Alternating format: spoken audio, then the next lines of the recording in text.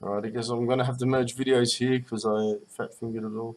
But here he addresses online poker. So let's hear what he's got to say. Also caught up in this bad legislation is hundreds of Australians who enjoy a flutter on online poker. Online poker is not a spectator sport. Nobody tries to fix a cricket match as part of an online poker game. There is no public interest in banning it as part of interactive gambling laws. I have an amendment to exempt online poker and blackjack from the bill. It's insane that they were ever caught up in it. Let's just stop there. I mean, why does he include blackjack and not pokies? He mentions blackjack. And it kind of makes me wonder the type of people, because I know blackjack is beatable if you can count cards, if you have the knowledge to count cards, you can win at a casino. You can't win online because of the algorithms. So I'm not quite sure why he singles out blackjack along with poker. I understand his plight, that poker is a game of skill and all that. But anyway, let's just get on with it. Let's see. But ultimately, I don't want the bill to pass. I believe individuals have the right to make decisions for themselves, no matter whether we would make the same decisions ourselves.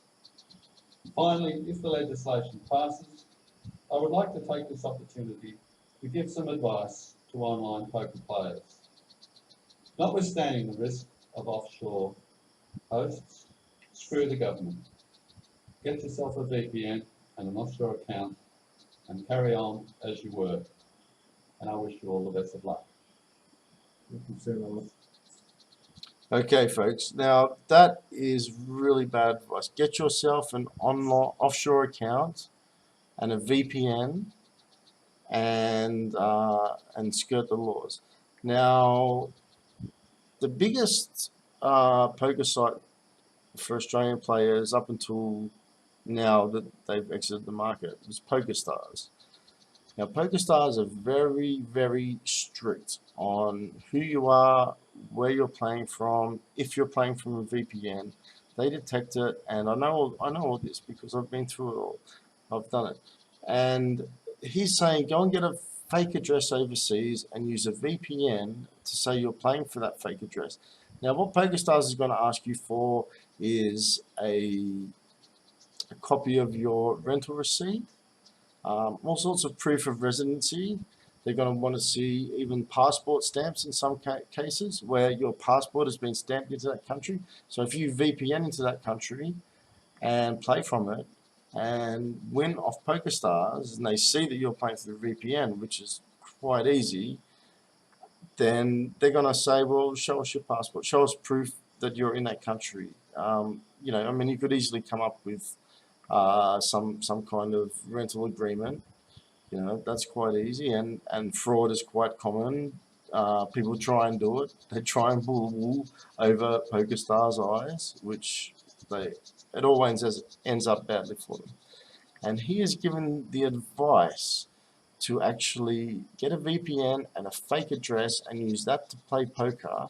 And I presume PokerStars, because that's the biggest site. There's also a couple of other sites, 888, Party Poker, the other two big ones, and then a few other small ones. Now, and both of those are also very strict on residency, where you're coming from, because they have their own rules to follow. They have their own licensing jurisdictions, and they have to be careful. And PokerStars, I won't go into it now, but it's prolific where PokerStars, they have like Estonian e-residency. So you've got bands of I probably should leave this for another video, but basically you have bands of colluders who are using all sorts of software that is banned by PokerStars in order to get as much statistics on each player as they can, including those recreational flutterers he's referring to, and telling them to get an offshore account and an offshore license. That is bad advice. You are going to get banned by PokerStars. You're going to get in trouble. If you win, you're not going to get be able to collect your winnings because you're using a fake address and the VPN. PokerStars are very strict on that. If you go to their website, you can read the terms and conditions. It is clearly not allowed. And he is advising the people of Australia to carry on as they were. And yeah, no mention about pokies or online casinos, just poker, like it's put on some kind of pedestal of a form of gambling that should be allowed, which I will address because there's a lot more that he said that I disagree with. And like I said, I'm anti-nanny state. I'm pretty much pro everything this guy says. Senator David Leyonhjelm. But that is bad advice and you should not take it. It's coming from a senator who is telling people to get offshore accounts and VPNs and flaunt these offshore operators who police this very, very strictly. Now you'll find out if you try and use a VPN and a fake address with PokerStars or with 888 or with Party Poker, the three biggest sites that would, I'm just off the top of my head, those three would be like more than 90% of the Australian online poker market until it all got banned. And he's saying, like, go and get an offshore account. So people are going to listen to this guy. People are actually listening because he's a senator. The senator doesn't listen to me like I've shown. But people are going to listen to the senator. So I urge everybody out there, do not get an offshore account for the purpose of playing poker. Do not get some e-residency in say Estonia or something. Do not go to Thailand and get a fake address and then dial in from a VPN from Australia. It does not work. It will get you banned. It'll void your winnings, and it'll launch an investigation into your account, and nothing good can come from it, and it's just bad advice. I'll be back to do a more comprehensive, I guess, ramble on online poker and the hypocrisy and how it was poorly attacked by this particular senator, and how we could have attacked it better, basically by using the points that I made in my initial video regarding pokie machines around the world and online, and the comparison, and how it's the biggest form of online gambling in Australia, and how Australians are the biggest problem gamblers in the world, and it's got nothing to do with interactive or online gambling. It's to do with the proliferation of pokie machines. And now you've got the senator here telling the hundreds, so he's addressing, like, he says hundreds. I mean, there's more than hundreds. But he says hundreds of poker players who like a flutter should go and get offshore accounts. Use a VPN, so use a fake address, use a deceptive IP address in order to fool the poker sites into thinking that they're playing from somewhere else. They are going to find out, they are going to ban you for life, you're going to not get your winnings, and nothing good can come from that. That is the worst advice, and I can't believe the senator gave this. Now, this is a while back. It's, well, the article's the 21st of March.